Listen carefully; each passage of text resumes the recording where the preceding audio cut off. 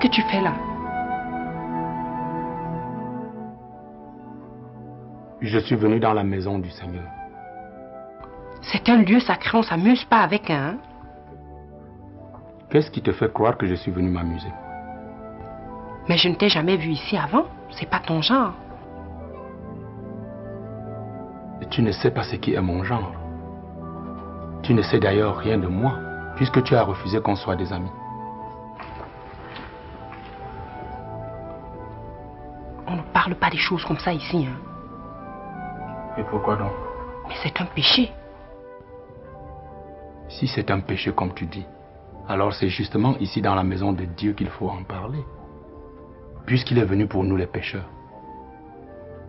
C'est ce que vous enseignez tous les dimanches, non?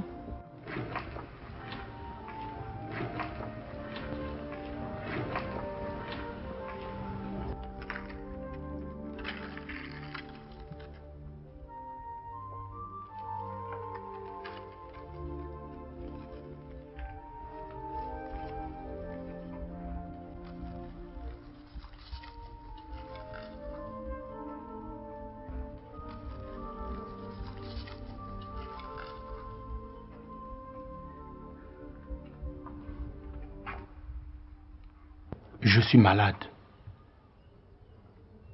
Et je viens vers le médecin suprême. Toi qui connais tellement la Bible, tu sais certainement que Dieu guérit toutes les maladies, celles du corps comme celles de l'âme. Effectivement. Alors, je me suis dit qu'il ne refuserait certainement pas de me venir en aide. J'étais perdu. Alors je reviens à lui comme l'enfant prodigue. Va-t-il me jeter dehors? Non. Je ne le pense pas. Jéhovah est un Dieu d'amour, lent à la colère et riche en miséricorde pour qui se repent. Mais qu'est-ce que tu as?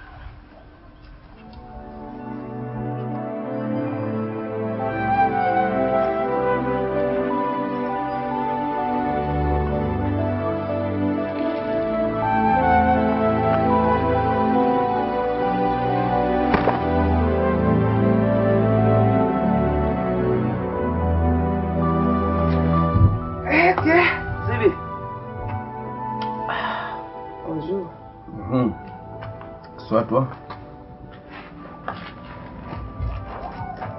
Comment va ton dos maintenant? Ça va un peu. Donc Sabine doit déjà être contente, comme le dos va déjà bien. C'est Martina qui m'a soigné le dos. Ok. Donc elle est experte, hein? Ah, c'est une femme de la tribu des Yanda. Ah. Tu sais que les Yanda sont réputés en matière de soins de dos. C'est bien, mais je suis venu te voir pour un problème qui me tient particulièrement à cœur. Je ne sais même pas par où commencer parce que ça me fait honte.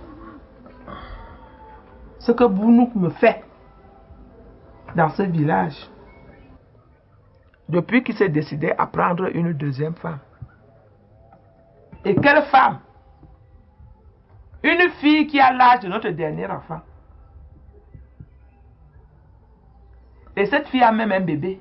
La petite Péla. Je ne sais pas, parce que lui-même l'appelle Péla, Péla. Ça ne lui dit rien que la femme vienne chez lui avec un bébé. Je suis allé voir le chef du village.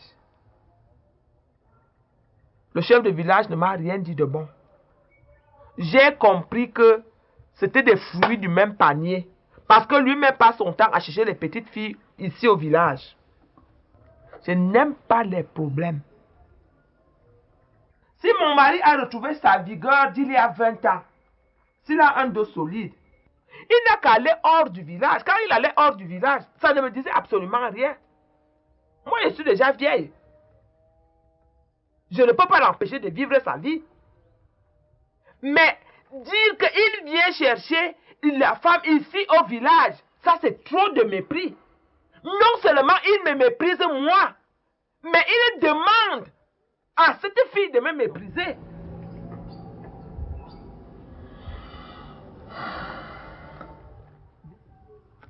J'ai mal au cœur. Mais dans ce cas, il faut aller à l'hôpital tout de suite. Ils ne peuvent rien pour moi. Mais qu'est-ce que tu en sais? Est-ce que tu as déjà vu un médecin? Non. Mais ils ne peuvent pas soigner ce genre de maladie. Mon cœur est plein de pensées impures.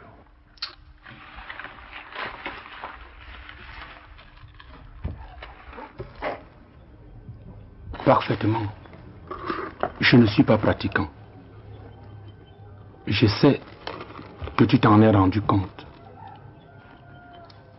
Mais j'essaie de faire de mon mieux pour ne pas beaucoup pécher ici-bas. Mais depuis quelque temps, mon cœur est envahi par de mauvaises pensées. Des pensées qui n'honorent pas Dieu. Je fais tout pour les chasser, mais elles reviennent tenaces. Tantôt je pense que j'ai tout oublié, mais elles m'envahissent. L'essentiel c'est de ne pas obéir, car quelqu'un peut mourir. C'est pour cela que je me suis tourné vers Dieu, pour lui demander de m'aider à chasser ces mauvaises pensées et à guérir. S'il ne me vient pas en aide, je suis foutu et je sens qu'il y aura mort d'homme. Mais j'ai foi en Dieu.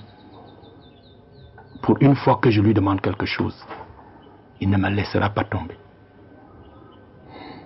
Dis-moi, quelles sont ces pensées que tu as qui peuvent entraîner la mort d'un homme?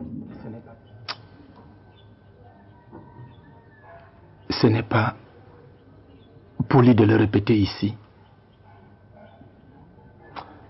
Ces pensées ne m'honorent pas. Et il n'est pas bon que tu en saches quelque chose. Mais ça ne me dérange pas. Bon, tu as eu raison de t'adresser directement à Dieu Tout-Puissant qui est au-dessus de tout. Bon, mais il faut vraiment prier. Si tu pries avec persévérance, avec sincérité, il va t'écouter. Dieu prend plus soin d'un pécheur qui se repent, plus que pour 99 justes qui n'ont pas besoin de repentance.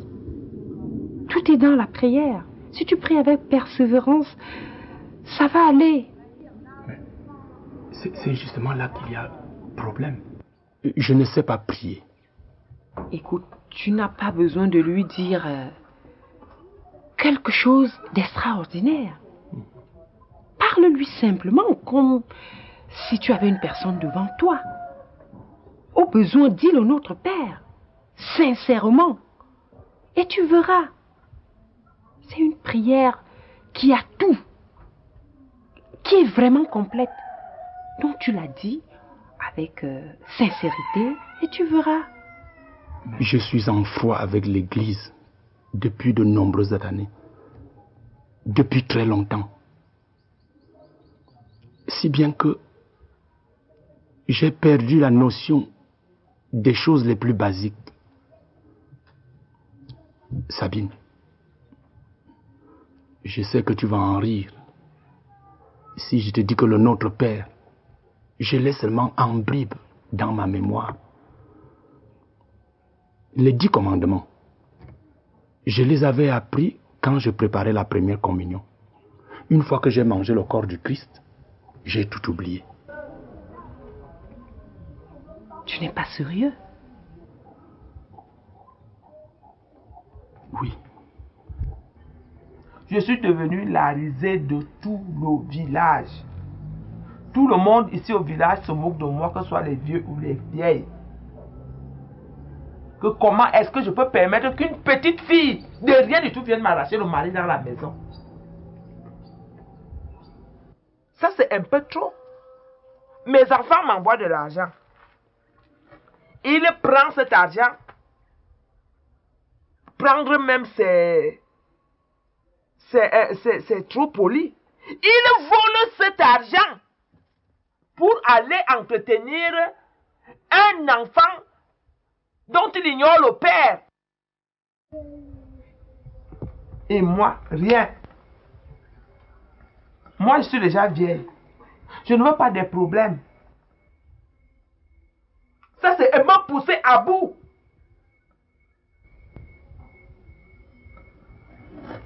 Dernièrement, il y a ma fille qui est venue passer 2 jours à la maison avec moi. Elle me dit, maman, est-ce que tu as vu le paquet que je t'ai envoyé? Zibi. Je suis resté ébahi. J'ai mené mes enquêtes ici au village. J'ai constaté que Bounou a pris ce paquet et est parti donner ce paquet de l'autre côté. Lui qui disait que je passe mon temps à accoucher des sapacs dans sa maison, des bordels, hein, des wolowos. Mais quand ces sapacs m'envoient de l'argent, il prend cet argent, il va donner à ses femmes.